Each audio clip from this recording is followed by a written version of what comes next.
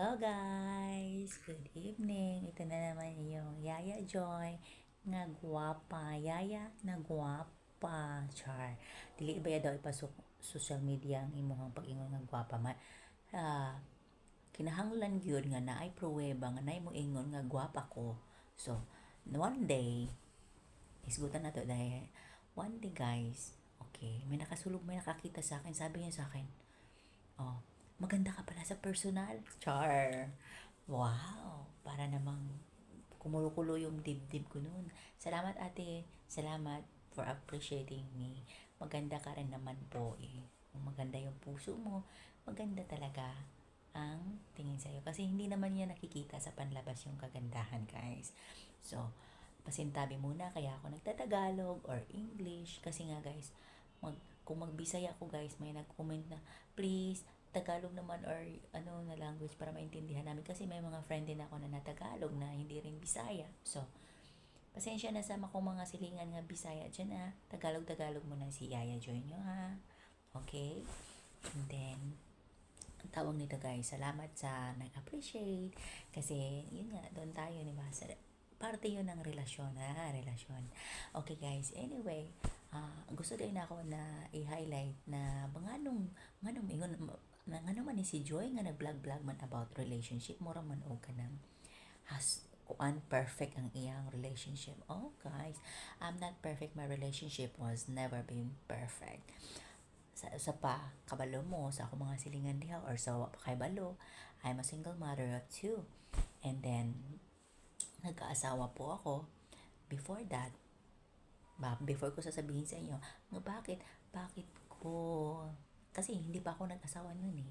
So ngayon, bakit ko sinishare sa inyo, bakit ko binablog about relationship. Kasi guys, ayokong maranasan nyo yung nararanasan ko. So, kailangan, kasi hindi ako dumaan sa mga stages na yun eh. Walang nagturo sa akin.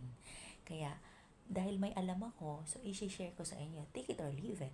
Kasi sa inyo pa rin naman yung desisyon eh. So, sa akin lang, i-share ko lang sa inyo. Kasi, hindi maganda yung, ayokong maranasan nyo yung nararanasan ko. So, ganun lang guys. Wag lang din tayo sobrang mag-overthink ha about sa nasabi ko ngayon na hindi yung maranasan. So, may naranasan ako na hindi naman ganun kalala. Pero, habang may chance ako na i-share sa inyo yon yung chances na mag-guide kayo kung paano, wag lang tayong bibigla-biglang mag-dive in sa isang relationship. Kailangan natin ng step on how paano natin kikilalanin ang magiging partner natin habang buhay. Kasi hindi yan kanin na isusubo mo lang pagkatapos pag napasok ka na, pwede mong iluwa. No, hindi tayo artista na kaya mag-divorce agad. At hindi sinasabi sa Biblia na pwedeng hiwalay-hiwalay kayo. No? Gusto nyo bang pumunta sa impyerno? No, never. Kasi ang pag-aasawa, ang pagkakaroon ng pamilya ay isa yung gift yan ng Panginoon. Kaya wag natin sayangin yung gift. So, kailangan maging matsyag tayo or maging masunurin tayo sa mga guidelines na binibigay sa atin. Kung ayaw nating makinig, nasa atin yan. Our choices, our consequences. Kung gusto nating mag-suffer, okay, go on. Go on with you. Pumunta ka sa kung gusto mong maging guide, maging mapaputi or mapaayos ka, then malay mo may mapupulot ka, di ba? Ayan lang sa ngayon. Thank you so much and thank you for watching my vlog. This is your Kayaya and this is your Kagwapa. Ganun lang guys. Okay? Happy lang tayo. Stay positive. I love you all.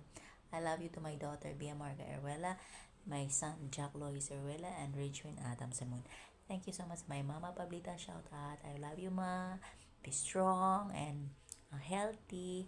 I love you sa mga kapatid ko and sa lahat ng mga pamangkin ko. Love, love, love. Sobrang mahal na mahal ko kayo mga pamangkin kahit nga hindi ko kayo nakikita. I always pray for all of us. For my family, to all my family, my siblings, and that may God protect. I always pray to God that God will protect each one of us. Of course, Ang pinakamaganda at pinagdarasal ko is that our salvation for the whole family. Thank you so much and God bless us all.